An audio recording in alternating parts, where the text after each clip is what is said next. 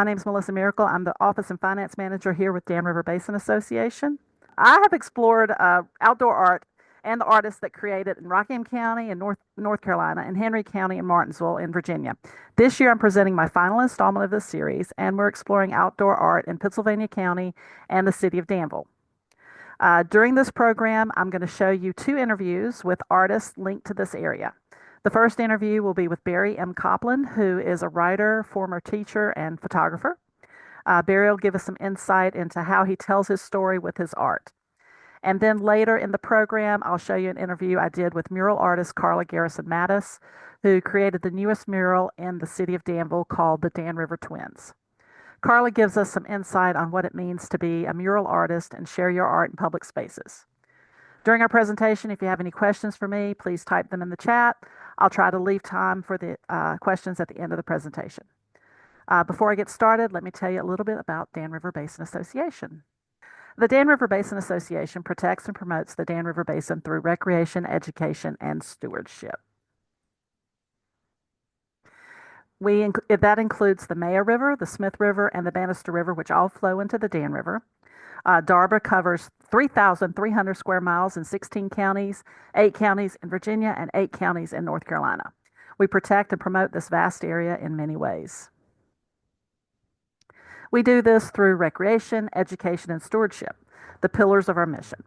We start with recreation because enjoying the outdoors links the mind and body and spirit. As people enjoy the outdoors, they want to learn more about it through education. And when they learn more about the outdoors, they come to care more about it and want to protect it through stewardship. As a theater artist myself, I love discovering new places and traveling, and I love walking trails and kayaking. These help me to be a better person and a better artist. It's always fascinated me to talk with artists and find out what inspires them. Where do their ideas come from? The answer is different for every artist. While working on this series, I have been immersed in public art. And for this installment, I want to delve a little bit more into the importance and meaning of public art. I love TED Talks. I recently watched one by Lara Szabo-Greisman called How Does Public Art Connect People to the City? She works on large-scale video mapping in Stockholm, Sweden.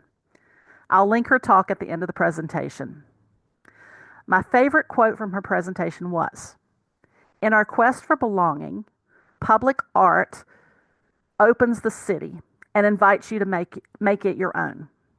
So through preparing this presentation and traveling the City of Danville and Pittsylvania County and taking pictures of the art that I found there, I'm making Danville and Pittsylvania County part of my history. During my research for this program, I came across the Danville Art Trail. I found 2 websites pages about it, one that tells about the current art pieces on display and another telling how soon there will be a whole new set of pieces put in their place. I'll link both web pages at the resources section at the end. The current Danville Art Trail is an 18-month exhibit of outdoor sculptures in public places combined with murals, Victorian architecture, and points of interest. The art is in the River District of Danville, Virginia.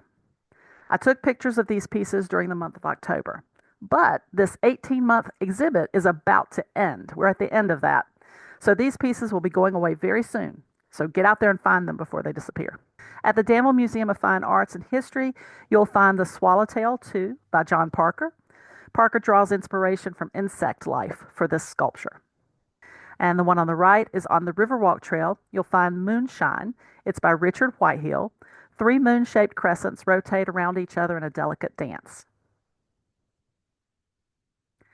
At the Danville Community Market, you'll find these 2 sculptures, Motion Light by Hannah Jubrin, which depicts the motion in nature, and Fleur de Soleil by Tim Werrell, which is intended to represent the petals of a flower. At the Danville Science Center, you'll find Squared by Richard Allen Morgan, which is made up of repurposed pieces welded in a cube design. The Forest at Night by Charles Pilkey, which depicts the wonder of stars seen from within a forest, can be found at the Institute for Advanced Learning and Research. Maria, which is the Ukrainian word for dream, by Lawrence Fair, is at Union Street Overlook. It's dedicated to the innocents who have died or have been wounded by the Russian military. Furious Angel by Scott Strader is tucked in some trees by the City Auditorium. It depicts an angel with clipped wings. An abstract piece called Blaze by Conchetta M. Wilson is in front of the Charles Harris Financial Center. Alloy 62 by Scott Strader is at the Home Sign Plaza and is an interpretation of a Pontiac hood ornament. Triad, again by Scott Strader, is located at City Hall. And Core Sprite, I think this one's my favorite, by Adam Wells, represents sea life, and it's located at the public library. And the final piece on the current art trail is called Oak Leaf Arch 7 by Jim Gallucci, and it is near the Riverwalk Trail at Robertson Bridge. Now, keep your eyes out for new pieces coming soon, and I hope you get to see all these beautiful pieces before they're gone. I'm always on the lookout for art that may not be on some must-see list. I call this found art. Here are some pieces from the area that I just came across as I was driving around. I'm sure everyone in Danville knows about the fish fountain. My husband and I love to go to Me's Burgers on Main Street, so we see this fountain a lot. And there's always someone around it taking pictures, from family groups to teens going to the prom. And then another sculpture by the public library is this dragonfly sculpture. While walking down Craighead Street, I saw the bright red elephant, and I found out his name is Eldred the Elephant. He is one of many colorful sculptures found in the new art-themed Airbnb project, Vantage Art Flats, in the 500 block of Craighead Street that opened on March 20th, 2023. For decades, the neon sign Home of Dan River Fabrics graced the roof of the White Mill. Today, you can find a portion of that sign on the corner of Union and Main Streets displaying Home. At night, it is lit in cheerful bright red orange. In front of the Danville Elks Lodge, this graceful elk greets you at the entrance. And this little sunflower is on the fence of a local business in Danville. And then driving between Chatham and Gretna, I came across a train yard. Several of the trains were painted with a type of graffiti called tags. Many artists who go on to paint outdoor murals start with tagging. Tags are more likely to be considered vandalism than any other more elaborate graffiti styles.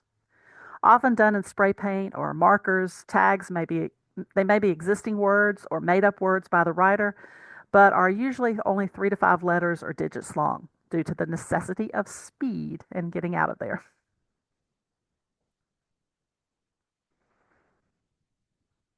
These two murals were found near Gretna, one on an animal shelter and the other on a restaurant. During my travels, I visited Ballou Park in Danville and took a tour of the recreation building. On the walls of the upper floor were all these gorgeous prints of photographs. I did some investigating and found out they all were taken by Barry Koplen. I'm going to quickly go through these pictures and the pictures I took of the pictures there, but you need to visit Ballou Park to see them in their glory.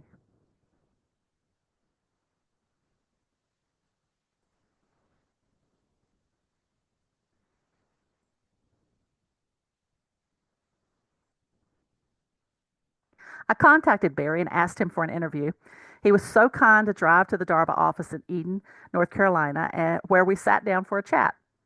I've edited our conversation for time, but if you'd like to see more after this, you can find the full interview on our YouTube channel. I've also linked the interview in the resources section at the end of the presentation. I would like to introduce Barry M. Koplen. Along with having been the 4th generation owner and manager of A. Koplen Clothing Company in Danville, Virginia for more than 2 decades, Barry Koplen has also been a prize-winning photographer. In addition, Koplen served as an adjunct professor at Danville Community College, where he taught humanities, English, and creative writing. For more than 60 years, he has written poetry and prose that has often been published by friendly journals. His BA from Emory University led to an MAT at Converse College in Spartanburg, South Carolina, and years later an MFA from Queen's University in Charlotte, North Carolina. One of his books, Whale of Grief, Whale of Joy, relates his impressions of life as a Jew in a non-Jewish world.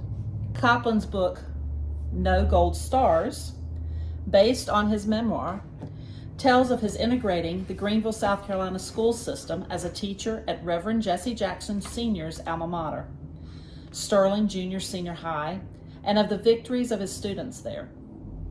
Reverend Jackson Sr. signed a blurb on the back cover.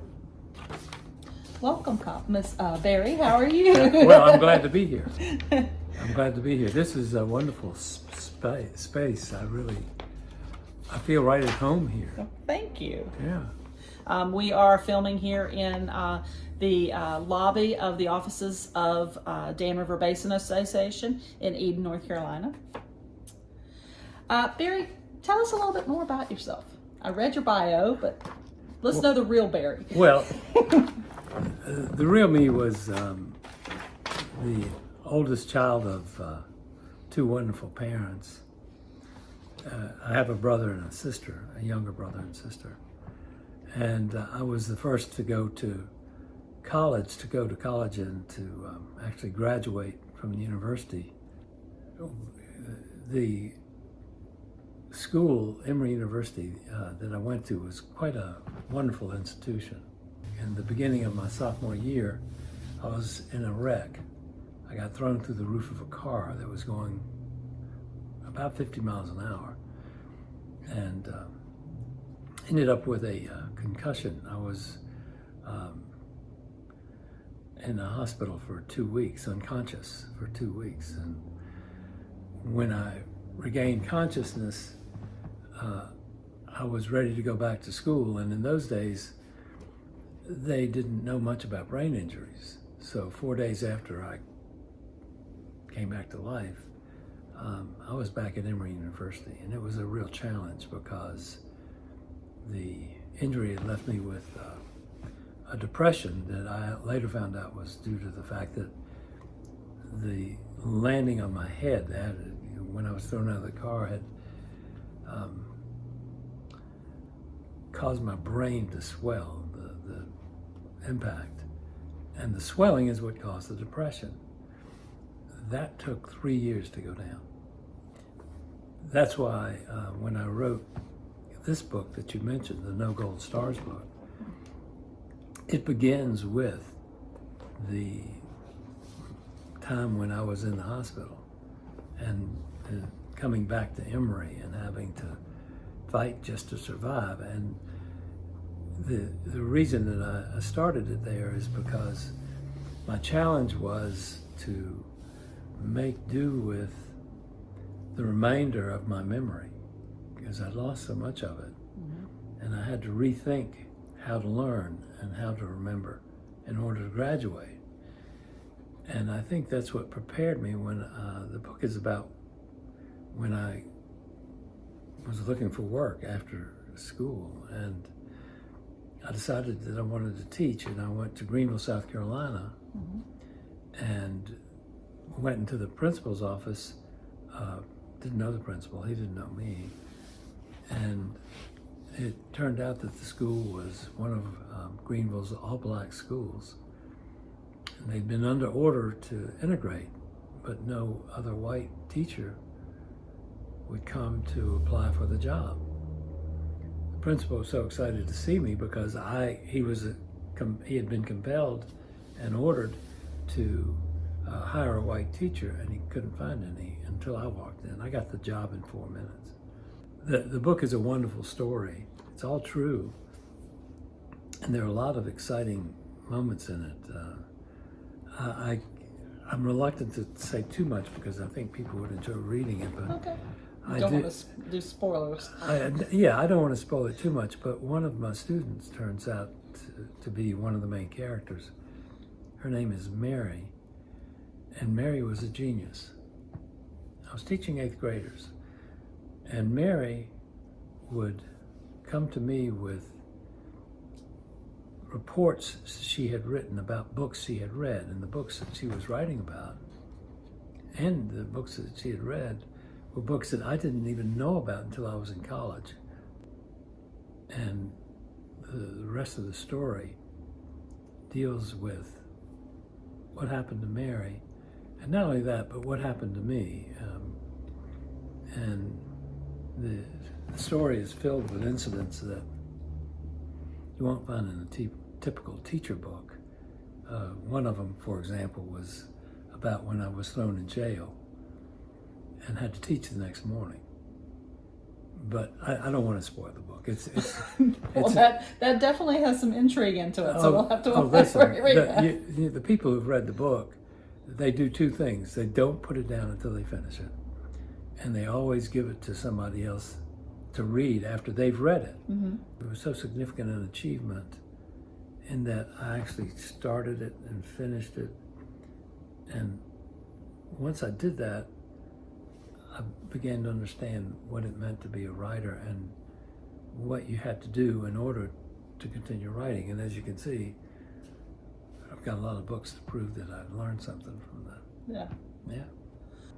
The book is a book of triumph. And of course you gotta read through a lot of the challenges that led to that, but it's worth sticking it out to the end. Yeah.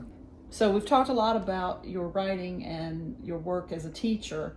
There's some road led you to photography, because behind us we have some of your work.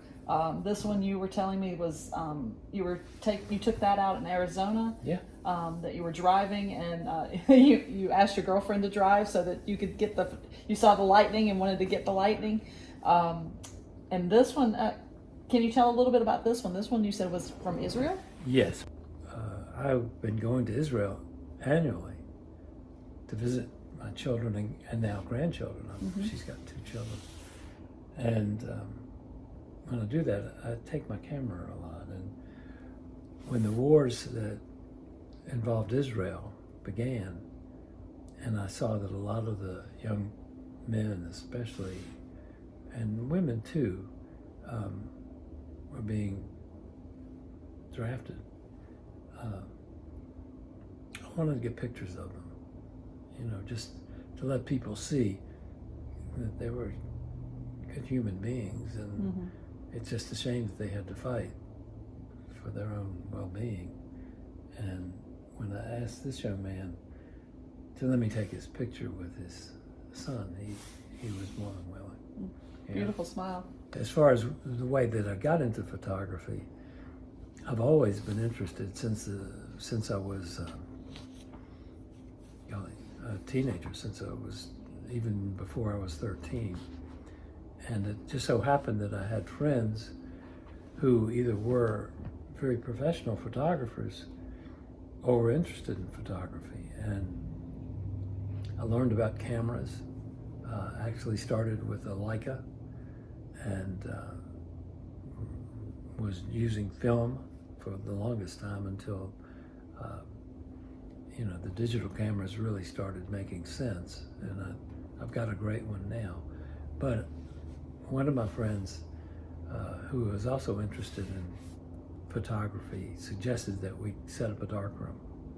So he and I literally had our own darkroom. Nice. And we were taking pictures and processing our film. It was fascinating. And when that happened, I knew that I wanted to learn more. So I enrolled in a photography school. It was a week-long course, an intensive week-long course. And I learned so much about photography there. And what I ended up finding was that if I was going to be a serious artist, photographic artist, I had to know what it was that really meant something to me with regard to using my camera, Mm-hmm. so that I could tell stories with it, and so that I could know where my focus was. Whereas, if I didn't want to be a serious photographer and just wanted to take pictures to put in a scrapbook, it wouldn't matter that I chose the subject matter. Mm-hmm. I could take pictures of an apple tree as well as a monument on Union Street. It didn't matter. But what I realized I really loved was nature, which Mm-hmm. you've seen my photographs at the Nature Center in Danville. Blue Park Recreation Center, the building there, on the top floor of that building, the Barry has donated several of his photographs, and they're all around that room. So you as public can go and see his photographs there. Yeah. And they're all nature themed photographs. And I can show some of those while we're talking I think there are at least a dozen. There are probably a few more than that. Mm-hmm. But these were pictures, most of them were taken at the park. You know, I've won numerous prizes with pictures from nature, as well as the pictures, you know, of people. Mm-hmm. And so the two categories I like were the nature pictures, and the other category, I call it men at work. Mm-hmm. And I would actually go to many job sites, I still do, and talk to the people, find out what they're doing, and take pictures of the workers in the act of creating or dealing with, you know, some aspect of their job. And that's the challenge to me. Anybody who knows a lot about taking pictures knows that if you're going to do candid and get a clear picture, you better have a camera that can catch the moment quickly enough, but the moment is only there like that, and then it's gone. So you have to be able to anticipate the moment that's coming. And fortunately, I seem to have a knack for that, and a lot of my pictures that have won prizes have won because I captured that moment with clarity. With your background in creative writing and the photography, you're saying something that really piques my interest for an artist, or talking with any artist is telling the story. Right. Like I had mentioned to you earlier, and you know, people who've seen my programs before know that I'm a theater artist, and so it's all, our mantra is tell the story. Is, you know, you can have all the flashy lights, all the sound effects, all the, you know, but if you don't tell the story, it's not worth anything. So I really enjoy what you're saying, and how you can bring those two worlds of yours together to tell the story through your photography and through your writing. And it's just a matter of being able to say to the person who's going to read it, I'm going to take you on a journey, and here's how it begins, and I'm not going to let you get lost on your way to the end. Mm-hmm. Just while you were saying that, I thought of a connection to DRBA and to what we do here, you know, building trails and building river accesses on the river and stuff, that, you know, there's a winding path, and you've got to stay on the path and not lose the people who are traveling. That's right. What keeps you creative? What inspires you to keep going and doing more? You know, that's a question I've had to answer early in my life. When I was in elementary school, I was writing stories, and of course, you know, the awareness of the meaning of that wasn't there yet, but it kept happening. I kept writing, and I had encouragement from my family, and I just felt so compelled to do it. It was like, you know, when you think about someone who paints houses and they love what they're doing, and you might ask, why do you do it? And the answer is because this is what I want to do. If we are able to listen to things other than, you know, all the outside noise, we can hear what it is that's inside of us that leads us to do what we really are meant to do. And that's why, you know, when I was dealing with my students, and I found that once I had found a way to let them see that they had their own voice, they began to the word that comes to mind is divine, but I don't. It could be that. They began to find their own way. I really like what you said about finding your own voice. As I mentioned to you earlier, I've done this series, and this is the third in my series for art and nature and speaking with artists, and this is my final installment. And so one of the things that I want to leave the audience with, those who've watched these, is to find your voice. Yeah. And that, I think that's so important, that I would really like to inspire those who viewed these programs to find their voice and how that they can use art to tell their story to other people. Yeah. I found out about the Danville Globe, and I think you along with Dotti Stone, I believe Dotti Stone is the artist who created the actual globe, correct? Yeah, that was a profoundly difficult project. Mm-hmm. I mean, I was willing to help in any way I could, and she got me to take pictures of the different buildings in the city that should be on the globe. Mm-hmm. And the most significant and important sites that she could build on this globe. And she said, and I'm going to write a book about it. And what she wanted me to do was to write about each of the different places on the globe, Mm-hmm. which is what I did. That was my contribution to the book. And then at the end, she asked me to contribute some essays about historical Danville, which are in the back of the book. And so, we worked on it together, but the globe itself, when I asked her how long it took her to build it, the number of hours was just staggering. She spent 1,500 hours. Wow. And she donated the globe to Danville. And it has been seen by thousands of people, and they take it from place to place. I mean, this is fortunate. The city cherishes this globe. It is just amazing, totally amazing. Well, thanks for sharing that story with us. And evidently your partnership with Dotti has been fruitful, because now you have two books. Well, let me get them in the correct order here. Seldom Paired and Seldom Paired 2 that the two of you worked on together. She asked me for a title of the work that we were doing.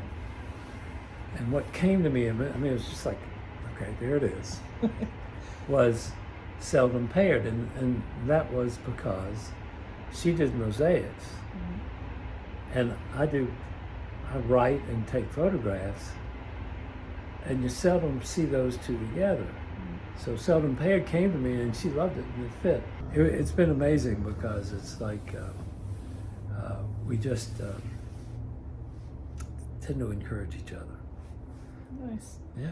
It's nice when you find a partner that you can work with and collaborate with. Exactly. Had no idea it would happen. She didn't either.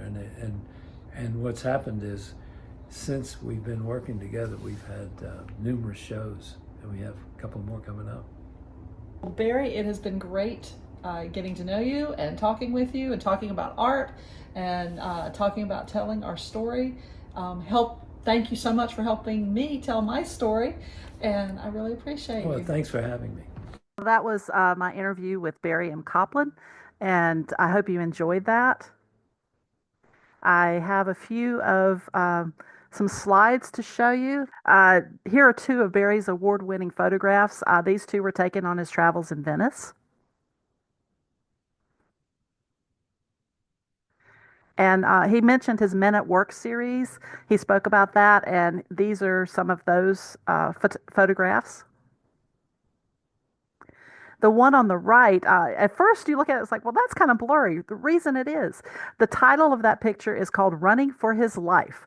The man in the center there, he'd been told to dismantle a wall, and the wall ended up falling in his direction. And this is one of those moments in time that Barry was able to capture of him running for his life, literally. He also mentioned the Danville Globe. Uh, it's a mosaic sphere with images of important sites in Danville. The Danville Globe is now on display in the City Hall chambers in Danville. This beautiful piece of art is the creation of mosaic artist Dotti Stone from Bedford, and it features 24 landmarks throughout the River City. Over 1,200 hours of tedious work brought the globe to life using pieces of tile, stone, and various types of glass. Dotti created the piece while as an artist in residence at Vantage Art Flats, the Rick Barker-owned Airbnb I mentioned earlier. It provides artists a one-bedroom apartment with a art studio, and the artists are provided a stipend during their stay there and the freedom to create whatever they wish. Dotti has graciously donated this piece to the city, and it will be on display in various locations before finding a permanent residence there at the Vantage Art Flats. Just here are a few pictures of it a little bit closer up, and you can see the detail.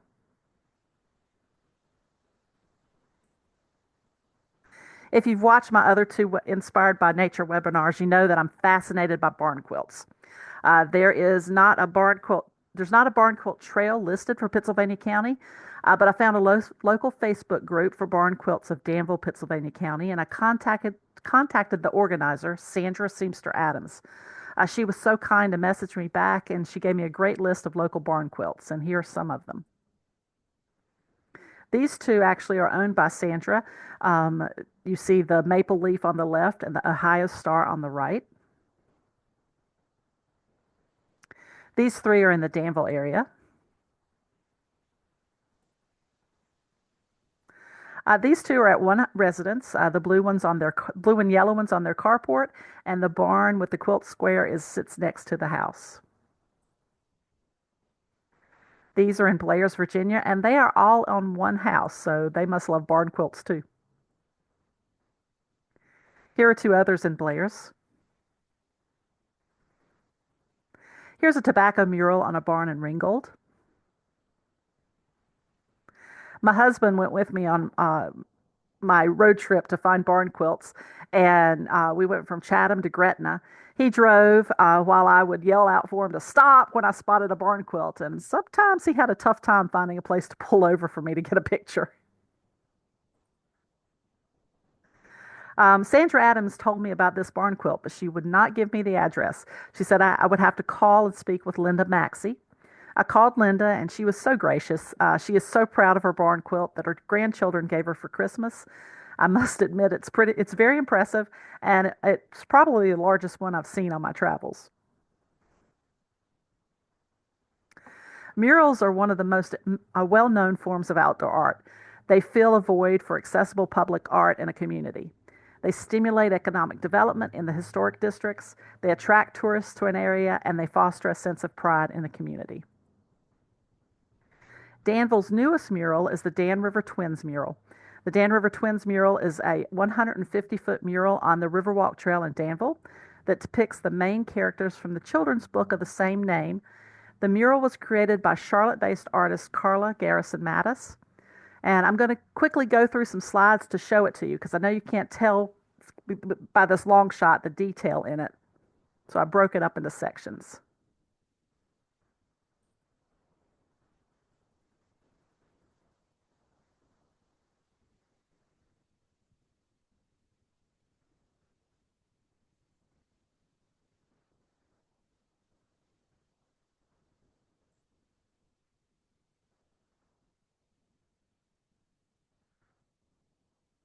Take a good look at this little happy fella.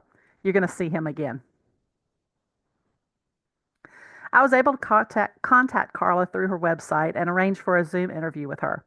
She's delightful, and she's so passionate about her work. And I did a Zoom interview with her that I videotaped, and I'm going to share that with you.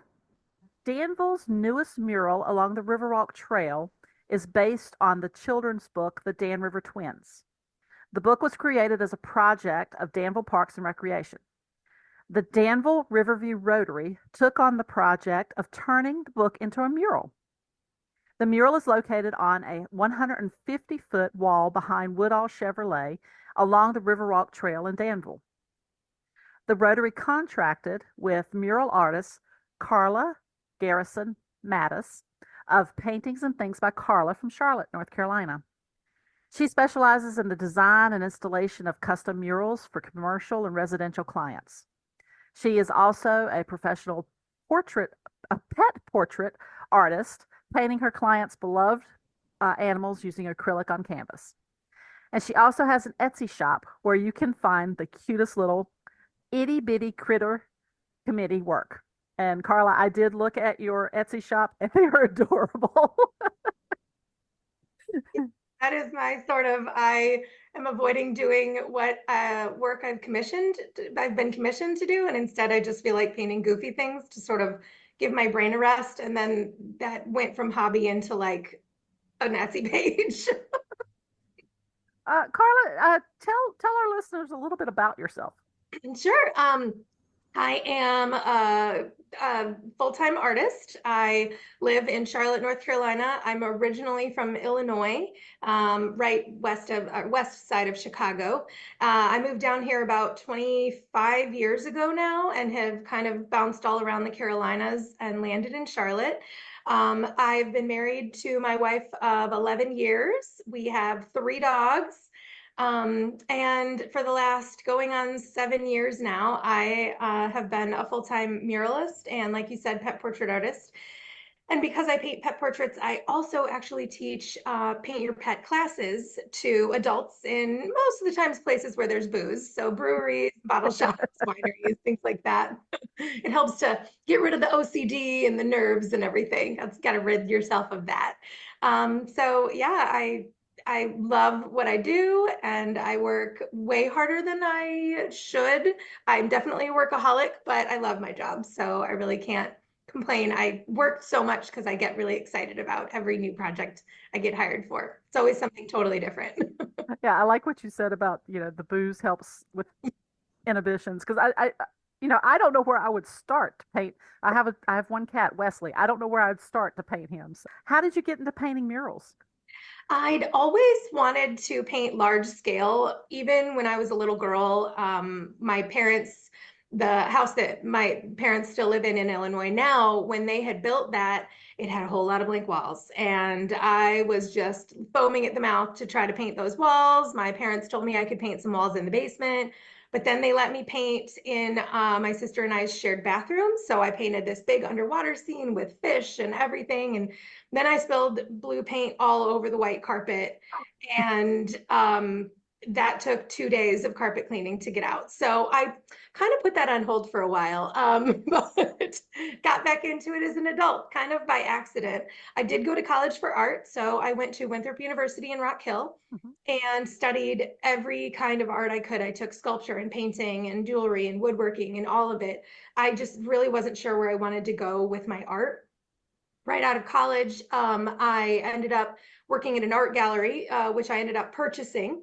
And then a few years later, the economy, 2011 hit, and I ended up having to close our doors, which kind of made it so that I really was focusing more on my own art and where I wanted to go with my art.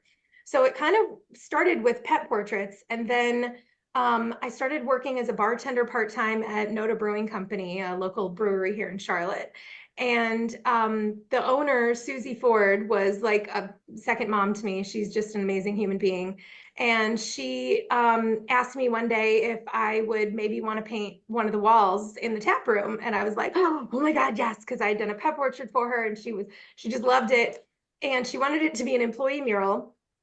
And it was on cinder block and I had no idea what I was doing. And I didn't have the right materials. I literally found a teacher that I knew and got one of those old school projectors where you put the see-through transfer paper to project my design up onto the wall, which did not work at all. So then I had to hand sketch it and then I used all the wrong materials and it turned out really great though. So kind of by this process of doing every single thing wrong, I really learned what not to do.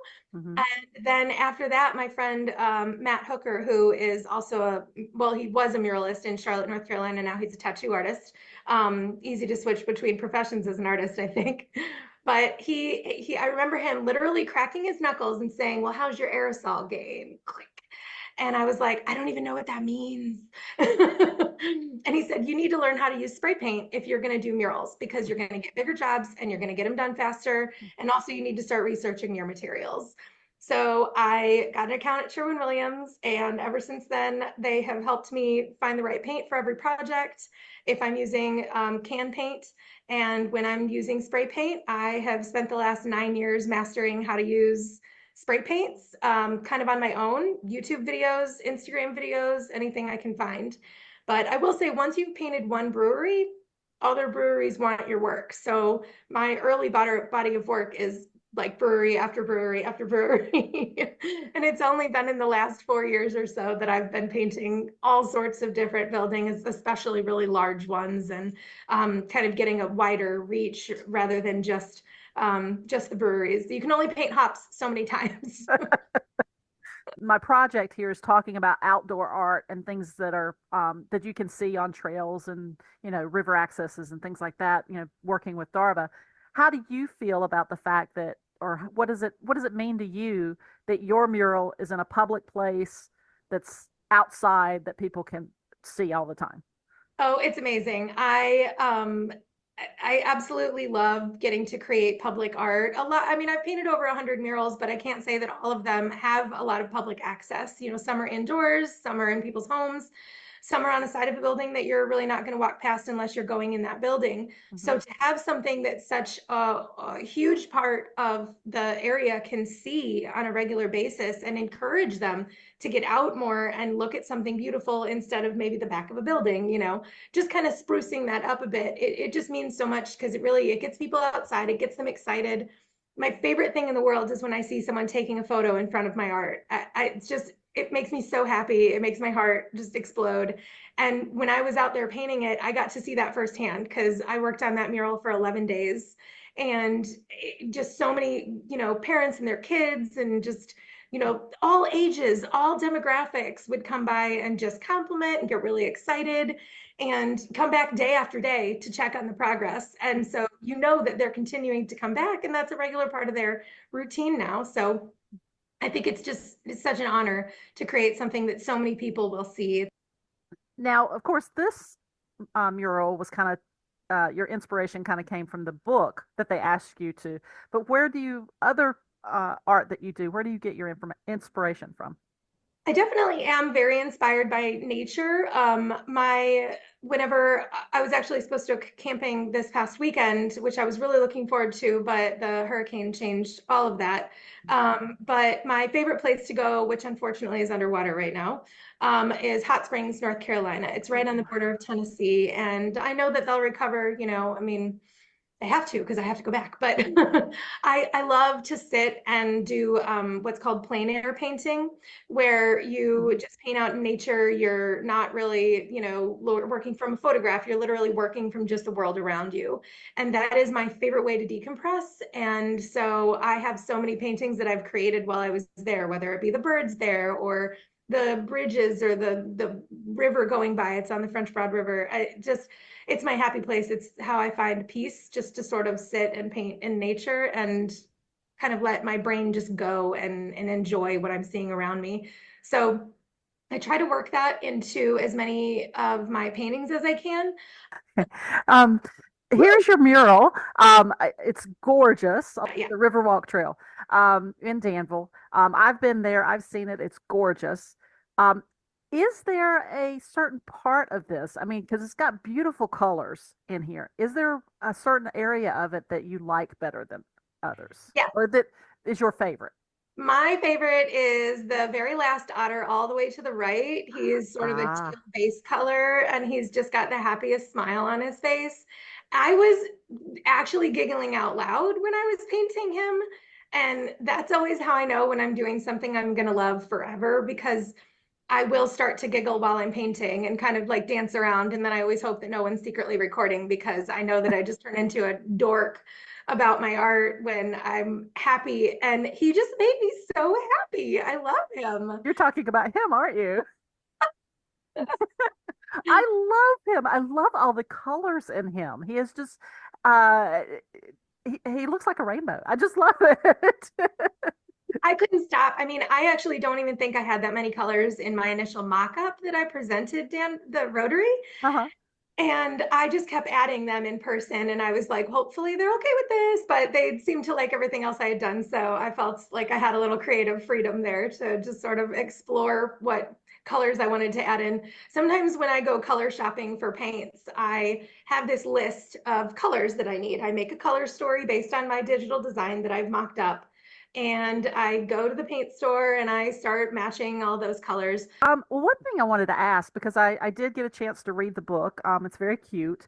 And it's online. I will put the link to the book in my research at the end of the program. So anyone who wants to read the book can go, and it's free online to read. It's you can page through it and everything. It's really cool.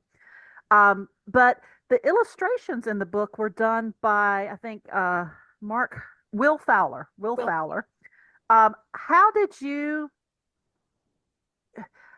I mean, I know, of course, you did not, of course, copy him. That's, it. How did you take inspiration from his illustrations and create your own artwork? Actually really tried to block out his illustrations while I was reading it because I didn't want to be influenced by it, because you can accidentally take too much inspiration from someone else. So a lot of the times with my clients, when I ask them to send me inspiration photos, I don't mean another mural that you want me to emulate. I mean something that you just like, because it is very easy to accidentally take too much inspiration from something. But I glanced but did not really look at them very much. And then the way that I design is, when I design animals that aren't supposed to be hyper realistic, because obviously I did not go for hyper realism here in this case. I wanted it to be more cartoony and kind of whimsical.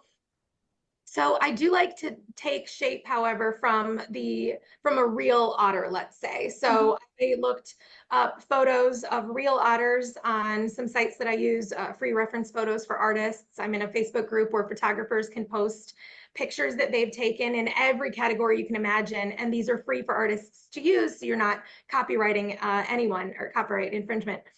And so I used these cute otters that were kind of standing up, or one was like legitimately laughing like that. And I thought, oh my God, I have to paint him. And then I just sort of sit that next to me. And when I'm sketching, I take inspiration from that real form, and yet I change it to be more painterly and a little more kind of cartoonified. And then of course change the colors quite a bit too. But I wanted to see the way that otters really floated on their backs when they were just kind of floating on the river, and how they're really kind of moving when they're coming out of the water. So I do take that realistic approach, but then I just completely change it as I'm drawing it and it's forming in my brain. But it is really hard sometimes to like not go back to, oh, but is this how the illustrator really wanted it? And am I taking it too far? So it's kind of hard to find that happy balance to make sure that you're not stealing and you're not copying, and you're being original, but not too original. Yeah. Well, we talked about you being a mural artist. Can you tell us a little bit about the process that you go through? I work on my tablet, and I use a program called Procreate, which is super user-friendly. And I do a digital design of my ideas for the mural. Normally, I present 3 to 5 designs. However, for Danville, I knew that I was up against one other artist. And so I only wanted to give them one option. So I just put together the best design that I could come up with within our budget, and hopefully get chosen. And I did, and I'm so happy about it.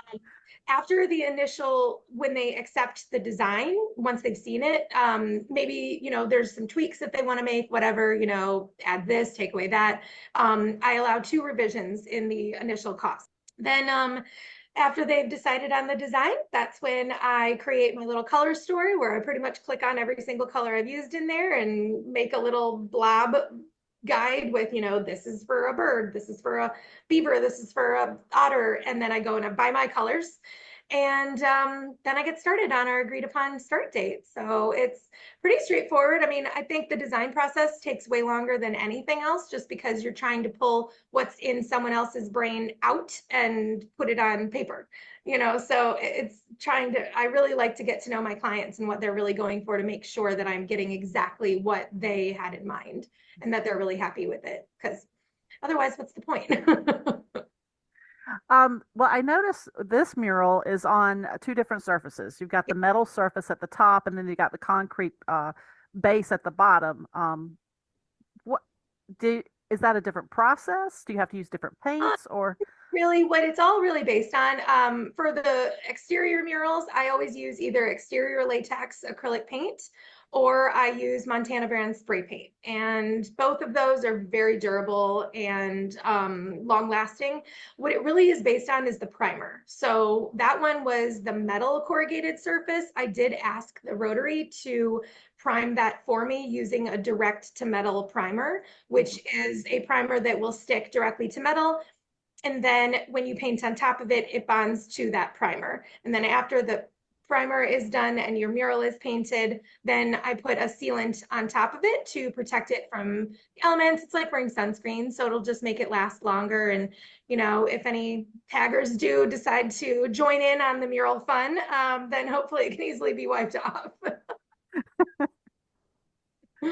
Let's hope not. While Right. tagging is fun, and I'm There's not going to speak on that, but already have this art. is an art. This is art. Yeah, I sweated for 11 days on that. Okay, people, that It was was not hot then. the Yeah. time. It was 100 degrees out most days. It was 97, I exaggerate, but still. It was a brutal summer this one was. It was a difficult one, but we got through it. I was actually only able to paint for about 4 to 6 hours a day because the heat was so bad and it was in full sun. There really wasn't any shade on that wall at all throughout the day. At 8 o'clock a.m., the sun was directly on you, and that's how it was for the duration. It was a little bit rainy as well, Mhm. which was kind of nice because occasionally it was overcast, which as long as it wasn't raining, I was happy. Block that sun out, give me a little reprieve, and let me work as long as I can for the day. But I told them I'd get it done in 11 days, and I did it, and I'm very proud about that. So you used acrylic and spray paint for this. For this mural, actually, it was very, very little hand painting. So Okay. the Rotary actually went out and primed it before I ever arrived, which was amazing because they had a a professional commercial painter who's a part of the Rotary. So he Okay. lent his knowledge of paint and materials. And they got that primer up, which I had asked them to prime it blue because a lot of the mural is blue already. So we kind of got that base coat down. And then I used to transfer my image up onto the wall. There's a lot of different methods that you can use to make an image, this big to wall size. Mhm. 150 feet long. That was a whole new challenge for me. I couldn't use a projector. It was just too long. And I didn't want to because you always have to go out in the dark when you do the projection. And I just don't, I'm not a night owl and I'm not a morning person. So I'm a middle of the day girl. And so I used actually kind of a grid system with it. I realized when I got there that every 12 inches was a groove in the corrugated metal I was painting on. So Um, I knew that each one of those sections was 1 foot. And so I cut my design into 10-foot increments.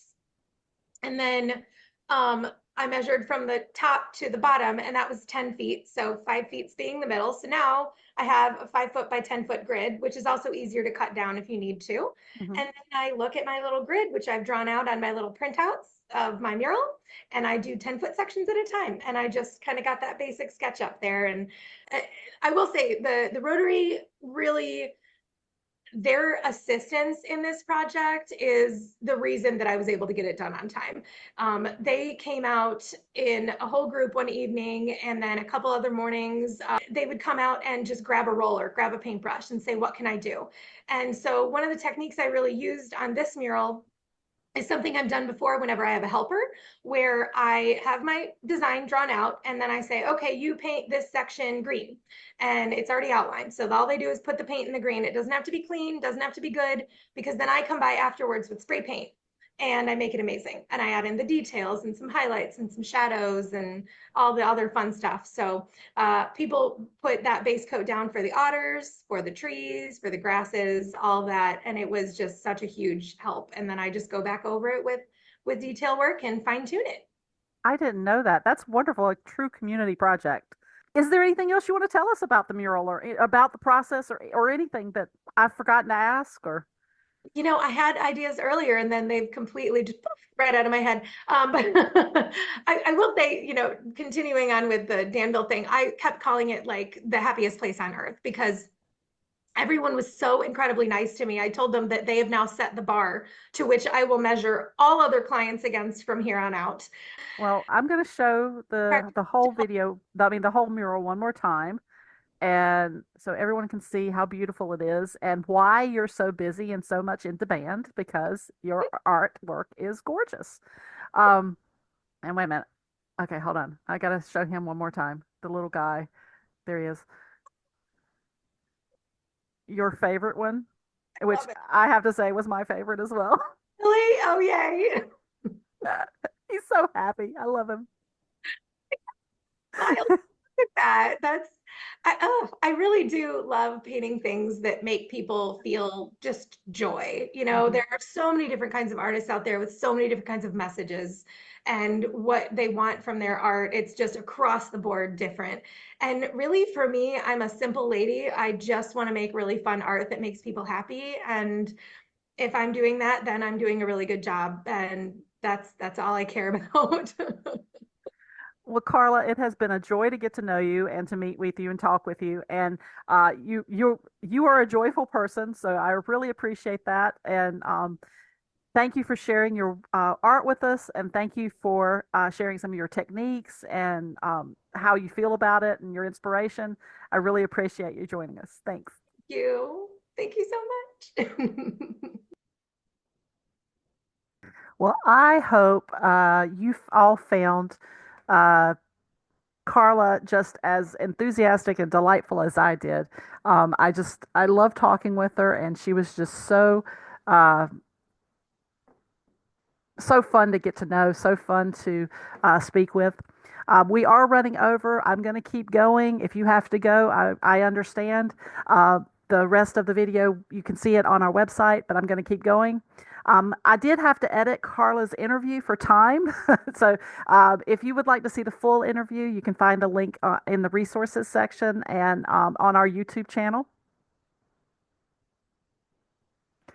Uh, in Danville, artist Wes Harden painted several murals for the city of Danville. The wreck of the old 97 on the corner of Main and Memorial depicts the true story of one of the worst train wrecks in Virginia history. The train was going too fast around a curve and flew off the track into a ravine.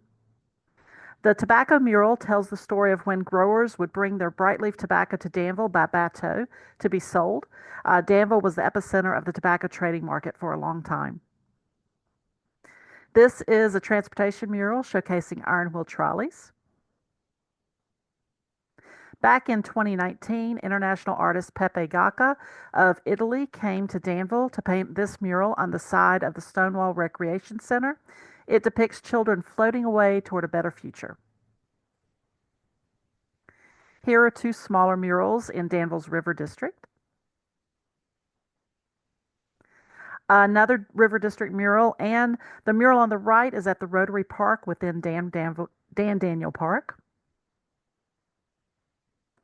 These two murals are in Gretna. I cannot find any information about the Amico mural. If anyone knows anything about it, please let me know. The mural of a pair of monarch butterfly wings along Gretna's main street may appear to be missing a body, but that body could be yours. The mural, sponsored by the Revitalization for a Greater Gretna, is designed as a destination station for visitors wanting to snap a unique selfie as part of their trip to the town. DRBA has done several storm drain marking projects to help increase awareness of the dangers of polluting and to encourage individual responsibility in reducing water pollution. Very few people realize that 80% of storm drains lead to open waterways without being treated first. DRBA held a contest for local students to submit art designs to mark this storm drain at MC Martin Park. This design was chosen, and the young local artists had the opportunity to paint their design on the storm drain. There are more than 300 Love Works signs across Virginia. The love signs are part of Virginia's Virginia is for Lovers branding campaign that began more than 50 years ago. There are 3 in Pittsylvania County.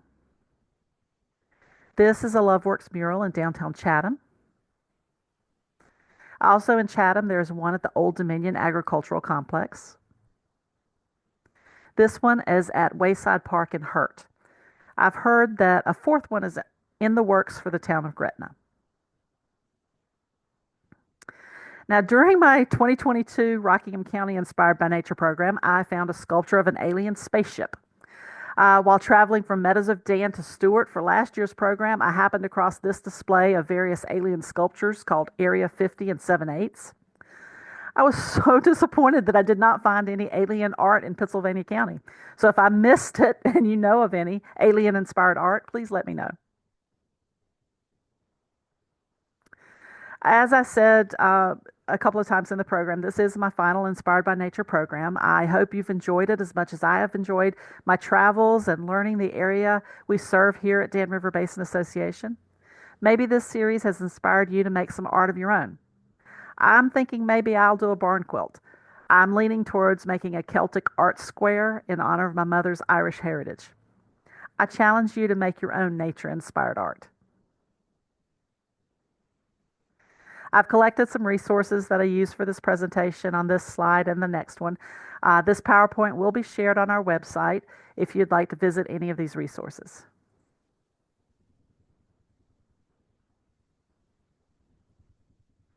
If you'd like more information about Dan River Basin Association, go to our website at danriver.org. Help us with our mission by becoming a friend of DRBA with any donation amount. Come join us on December 7th at the Tobacco Heritage Trail in South Boston, Virginia for our first Saturday outing. I hope to see you there. I'm going to check the chat to just make sure, see if there's any questions. I don't see any questions. I see lots of, oh, someone told me there is a love sculpture at Sharswood. So go find that. So anyway, thank you all for being here, and I hope you enjoyed this, and hope to see you on a trail someday. Have a great day, and as I like to say, stay artsy.